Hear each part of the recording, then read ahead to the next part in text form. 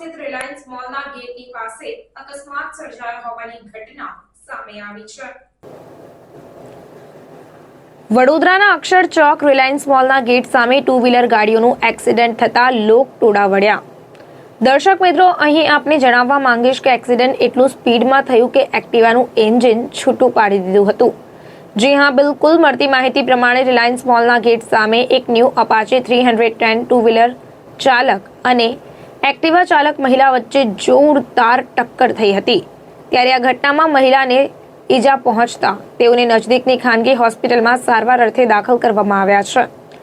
Manisha ચોકડીથી United garba ground તરફ Activa ચાલક મહિલા ટર્ન મારીને જઈ રહ્યા હતા। તે સમયે અપાચી ટુ વ્હીલર ચાલક ફૂલ સ્પીડમાં મનીષા ચોકડી તરફ જઈ રહ્યો હતો।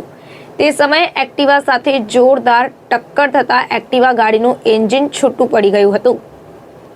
ત્યારે સ્થાનિક લોકોના ટોળા વળી ગયા હતા। મહિલાને નજદીકની ખાનગી હોસ્પિટલમાં 108 મારફતે સારવાર અર્થે લઈ જવામાં આવ્યા।